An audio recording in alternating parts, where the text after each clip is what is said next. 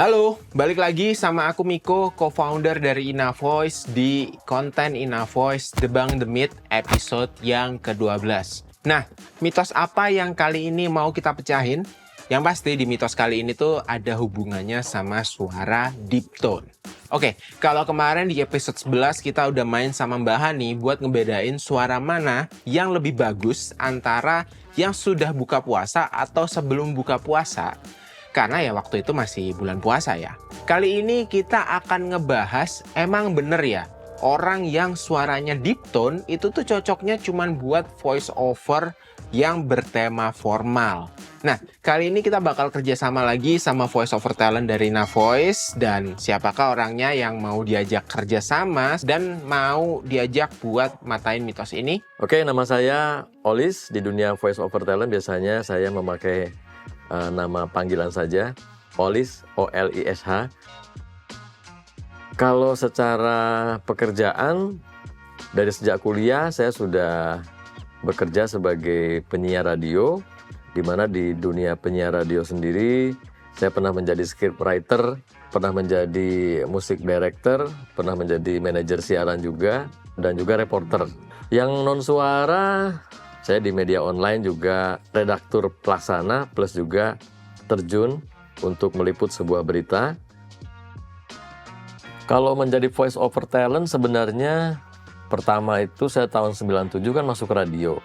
Dulu memang belum ada istilahnya itu, atau saya aja yang tidak mengenal bahwa oh ini namanya voice over talent. Nah, di situ juga ada program membacakan sebuah cerpen.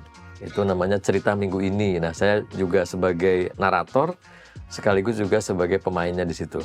Terus kemudian juga sering diajakin untuk mengisi spot-spot iklan radio. Selepas itu, yang kedua nih, bagian yang kedua, saya masuk di dunia agensi, terutama agensi voice over Jogja. Itu saya mulai mengenal itu ya kira-kira 10 tahunan itulah. Masuk di agensi ini saya semakin paham. Jadi ini namanya voice over talent. Pasti ada mas. Untuk voice over yang paling berkesan, salah satunya adalah ketika saya harus mengerjakan audiobook. Jadi buku setebal apapun saya harus baca, dan itu tantangannya luar biasa daripada ketika kita mengerjakan misalnya untuk company profile atau untuk mengisi suara video animasi gitu kan lebih singkat. Yang berkesan ya Pak, saya pernah mengerjakan terjemahan Quran 30 juz. Itu cukup berkesan buat saya itu, karena ya belum pernah juga mengerjakan itu sampai 30 juz itu dikerjakan selama 25 hari selesai. Nah, ada lagi yang berkesan ketika saya harus bermain peran. Bermain peran itu bagi saya juga sangat-sangat berkesan karena membutuhkan skill tersendiri di mana kita harus menjiwai peran itu harus masuk gitu. Bahkan di dalam satu episode saya bisa berperan sebanyak 3 peran yang berbeda kalau nggak salah. Oke, kita udah ngeliat profile dari Mas Olis, seorang voice over talent yang juga bergabung di InnaVoice sebagai salah satu voice over talent ya. Dan memiliki karakter suara yang deep. Nah oke, di game kali ini InnaVoice dan Mas Olis akan membacakan naskah, direkam dan akan dinilai oleh teman-teman dari InnaVoice. Naskah apa yang dibacain? Ya ada 2 naskah ya yang akan kita bacakan, yaitu naskah voiceover yang formal dan satu lagi adalah naskah voiceover yang temanya itu karakter gitu. Apakah cocok suara deep voice-nya itu tuh dimasukin untuk jadi karakter?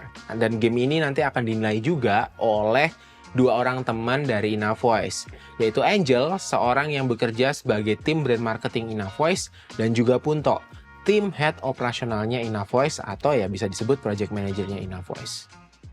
Di usia yang katanya paling produktif, banyak dari mereka justru terjebak dalam siklus tanpa henti. Bekerja demi bertahan, bukan berkembang. Pagi hingga malam berganti peran, bukan karena ambisi, tapi karena kebutuhan. Di balik senyum dan status media sosial, ada kelelahan yang tak terlihat dan pertanyaan yang belum terjawab. Apakah ini kehidupan atau sekedar bertahan hidup? Selamat datang di arena tempur Ninjago. Ayo lihat siapa yang akan menang. Apakah Cole dan Titan Dragon Mech, Kai dan Sos Dragon of Motion, atau Lloyd dengan Ninja Combo Vehicle-nya? Set Lego Ninjago baru pilih dan rakit jagoanmu. Tiap set dijual terpisah. Oke ya, gamenya udah selesai. Mari kita dengerin gimana sih hasilnya rekaman yang tadi di-take sama Mas Olis dan sudah dipoles nih sama sound engineer kita. Untuk yang pertama, bagus untuk dibacain dengan suara deep tone, cocok aja kayak gitu sama narasinya, sesuai sama emosi yang mau dibawakan di pesan itu kayak gitu. Kalau yang kedua, naskah yang kedua, itu kayak kalau mau dibawain dengan suara yang deep tone kurang cocok gitu, karena emang dari brandnya sendiri itu lebih terlihat fun karena jualan mainan gitu. Bagus aja sih. Yang pertama bagus ya. Kalau yang kedua karena itu karakter dan kayaknya itu typical script yang nggak cuma satu orang, jadi kurang sesuai aja. Ya karena mungkin typical script yang kedua itu harusnya diperankan oleh lebih dari satu karakter atau satu orang. Jadi terasa kurang cocok. Mungkin akan cocok kalau dia mendapatkan karakter yang emang membutuhkan suara deep tone. Karena emang nuansa brandnya itu lebih fun. Karena dia mau jualan mainan, jadi kalau sasarannya itu ke anak-anak pakai deep tone kurang masuk kayak gitu. Tapi kalau misalkan yang pertama tadi udah oke banget sih kalau pakai deep tone. Karena mungkin pembawaannya dan juga sasaran audiensnya itu nanti untuk ke orang-orang dewasa kayak gitu. Karena ini skripnya itu bentuknya formal ya, bentuknya formal dan kayaknya tuh ke arah dokumentari kayaknya. Jadi cocok-cocok aja sih kalau pakai suara deep kayak gitu, malah menunjang skripnya. Oke, jadi setelah tadi kita bermain dengan Mas Olis dan juga dinilai oleh Angel dan juga Kunto, ternyata hasil yang didapatkan itu adalah hanya yang formal ya yang cocok. Sedangkan yang kasual itu tidak cocok. Yang kasual atau yang karakter tadi ya.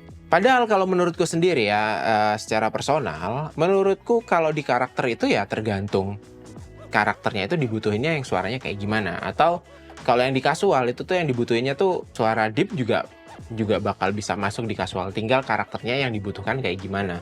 Karakter itu bisa didapatkan dari brand image-nya kayak gimana, atau mood dan cerita dari naskahnya itu mau bagaimana, kayak gitu.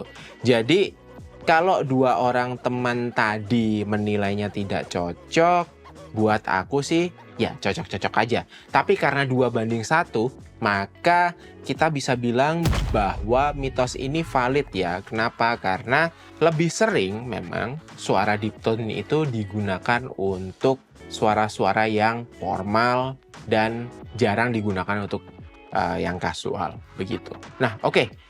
Mitos apa lagi yang mau kita patahin? Bisa coba kamu komen di kolom komentar dan nanti kita akan coba patahin. Always remember, you deserve better.